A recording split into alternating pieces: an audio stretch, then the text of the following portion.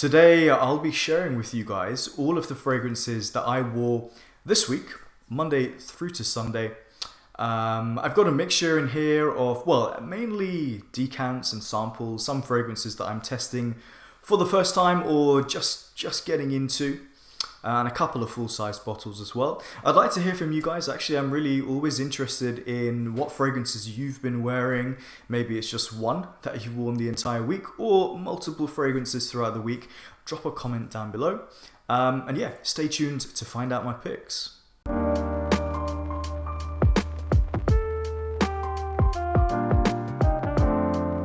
Hey, what's going on guys? Raj here. Welcome back to the channel if you're a returning subscriber. If you're checking me out for the first time, hello, welcome to the channel. So I have a series called The Scents of the Week. I'll drop a link down below to the playlist of this series where you can look back and all the previous videos I've done and check out all the fragrances I wore. And yeah, I quite like doing this because it just allows me to just, show loads of fragrances in one go and give you an idea of what I'm testing or maybe some old favorites that I'm, have been reaching for. So let's kick things off with the first fragrance from the house of Hermes. This is actually a flanker to the original fragrance Equipage that came out in 1970. This is the Geranium version that came out in 2015, and it's a really good fragrance. It's like soapy and it's green. It has sweetness to it, which I quite like. It has less of a herbal, grassy, smoky, grassy feel than the original Equipage, but ultimately it kind of turns into Equipage. It just gets there in a slightly different direction, I think, from the start. It's quite a classy, you could almost put it down as in some ways like a classy barbershop type fragrance. I feel it's got that kind of herbal soapiness. It goes in a different direction to, fragrances like Rive Gauche and, Azara Poron, but there is a hint of that in there, which I quite liked. It feels a little bit more sweeter, but not in a like a gourmand way, but in a sweet floral kind of direction. I prefer the original Equipage, to be honest. I'm still working my way through this 10 ml decant, so I will do a comparison between the two. But they're both really good. They both feel really, really natural. This version, it is still great. It's just a little bit different in the opening. Also, I feel the original has a little bit more strength, but I'll go into that in the main video. This is a very easy to wear fragrance. Hermes have this great ability to make fragrances feel very fresh and uplifting and very natural. They're probably using very high quality synthetics mixed in with some good quality natural ingredients as well. And overall it comes together to be something that's just very easy to like and just well made and very classy. Moving on to Tuesday, this was a really nice surprise for me because this fragrance just wasn't really on my radar. It's from the house of Giorgio Beverly Hills, and this one is For Men.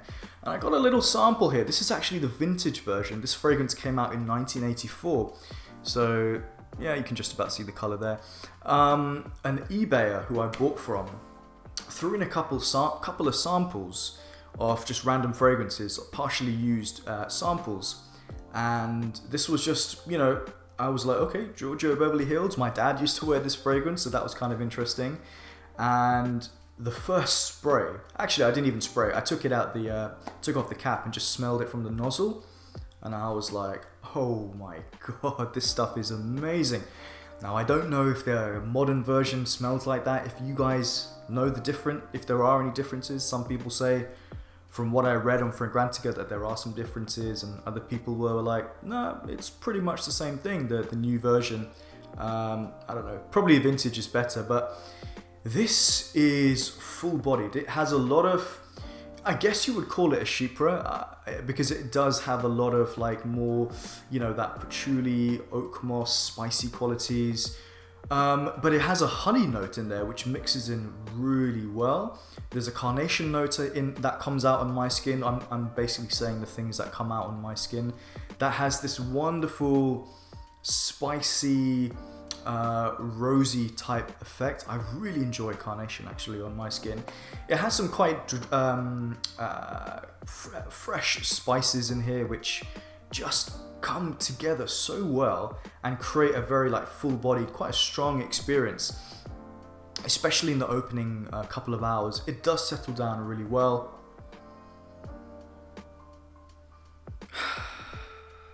Man, they really don't make fragrances like this anymore. So a couple of fragrances came to mind.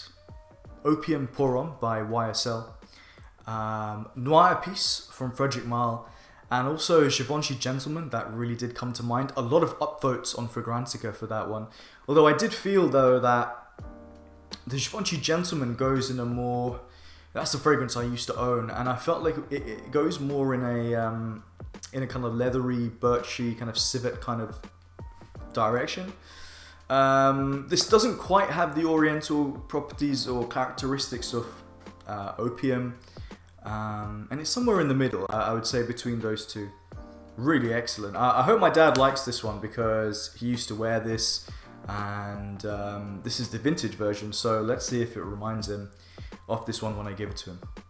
If you've tried this one, let me know what you think of it.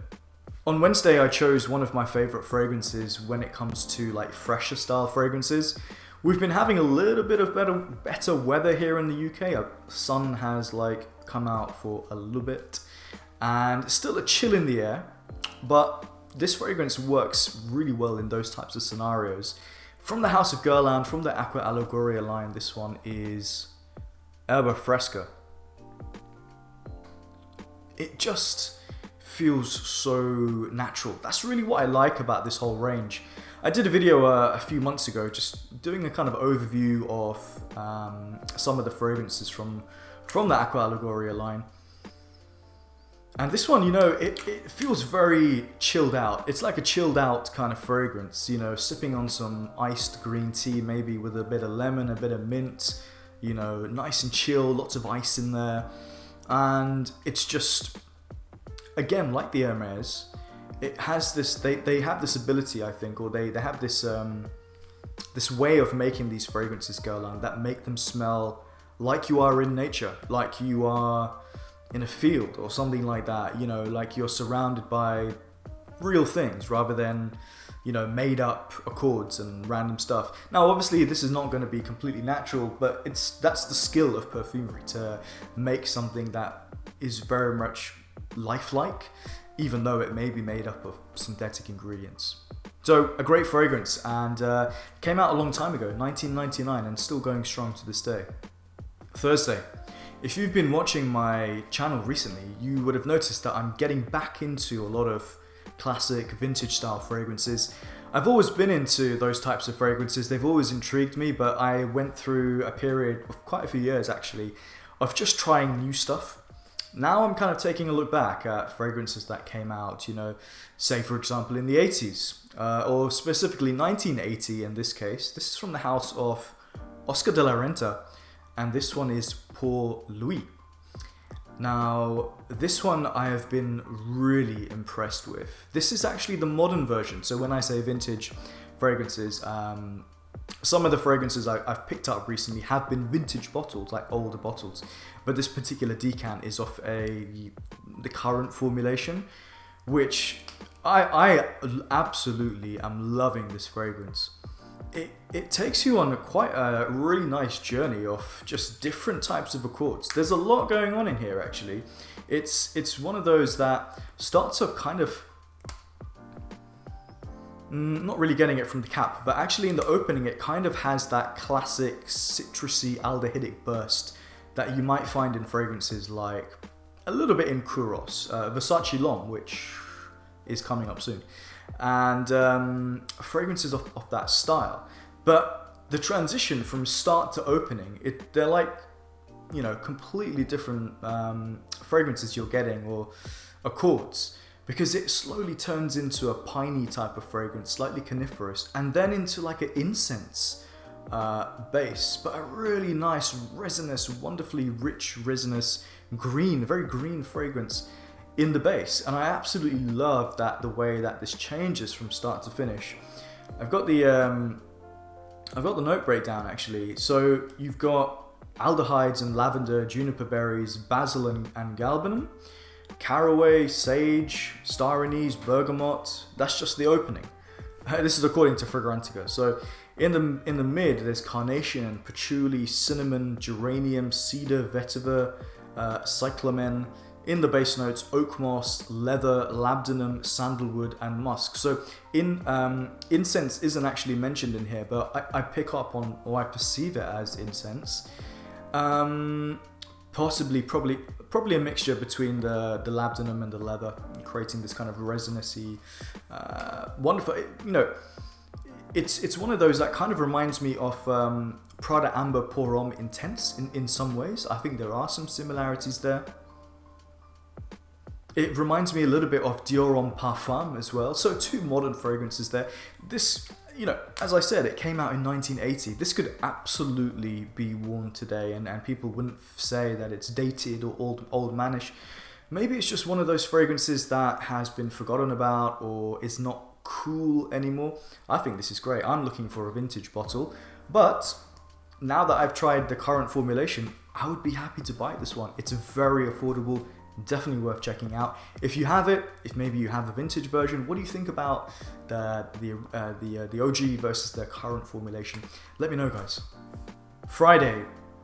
On Friday, I went for Versace L'Homme, and this is the modern formulation. Again, working off a decant here. I'm actually slowly beginning to like this fragrance a lot more than when I first tried it. Again, a classic fragrance that came out in, I think, 1986. Yeah, 1986. It has that soapy, fizzy, bar of soap infused with citruses kind of opening that you will sometimes, if you know fragrances from this time period, they have that kind of opening, which I'm not sure how modern people, like younger people nowadays, will react to that, because it's not this accord is just not done or not used in a lot of modern fragrances. But it's interesting. It's aromatic. It's citrus. It's a little bit spicy. There's like a kind of like a cinnamon woody effect in here, which is a chord which I find really good. But to be honest with you guys, I'm not going to try and make up anything or just read the note breakdown just to make it seem like I know the fragrance. The reason I say that is because I am actually finding it a little bit difficult to figure this one out. It's one of those that it's just the smell that smells good, but it's hard to pick up on individual notes. Sometimes that just happens, it's not a big deal. But even though I do try and break down the fragrance as much as I can, sometimes you can't, no matter how experienced you are. I do like it. It does feel like very classic. It might make some people think of, something that your dad wore, or, like your uncle wore or something like that, but not in a bad way, in just the sense that it comes from a different time period. Style was different, technology was different, the world was a very different place, and it doesn't mean that you can't wear these fragrances nowadays. You just will be smelling different. So maybe if you want to stand out, wear something like this, at least explore it.